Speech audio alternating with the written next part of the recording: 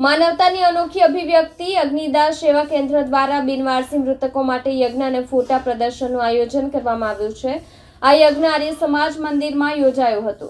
અગ્નિદાહ સેવા કેન્દ્ર જે બિનવારસી મૃતદેહની વિધિવત અને વિનામૂલ્યે અંતિમ ક્રિયા કરે છે તેના દ્વારા એક માનવતાપૂર્વકના કાર્યરૂપે યજ્ઞનું આયોજન કરવામાં આવ્યું છે। આ યજ્ઞ આર્ય સમાજ મંદિરમાં સવારે 9:30 થી 10:30 દરમિયાન યોજાયો હતો।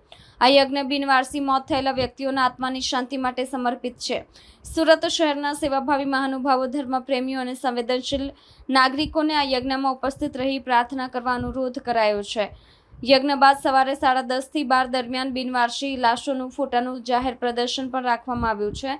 તેમનો પરિચય મળી શકે તે હેતુથી આ પ્રદર્શન આયોજન કરાયું છે। જેમના કોઈ સ્વજનો ગુમ થયા હોય તેઓએ આ પ્રદર્શનમાં જરૂર હાજરી આપવા કરાઈ હતી। સંસ્થા દાતાશ્રીઓના સહયોગથી ચાલે છે અને સમાજની આ સેવા માટે સમાજમાંથી આર્થિક સહાયની અપેક્ષા રાખે છે।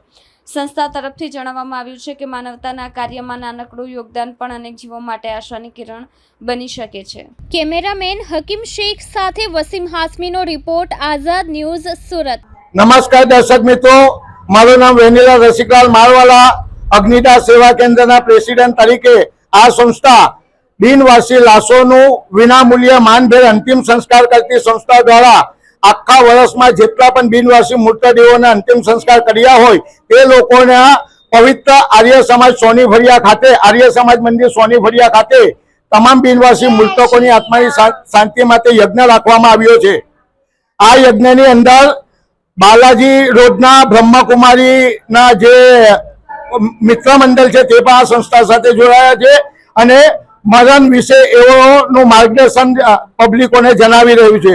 અને આ પ્રદર્શન અને યજ્ઞની અંદર બોમ્બેથી જે લોકોના સ્વજનો ગુમ થયા છે, મીડિયા દ્વારા, ચેનલો દ્વારા, આ અખબારો દ્વારા એમને ખબર પડતા એઓ બોમ્બેથી અહીં સુરત આર્ય સમાજ મંદિરમાં યજ્ઞમાં અને એમના સ્વજનની શોધખોળ કરવા આવ્યા છે અને અમદાવાદથી પણ આવ્યા છે।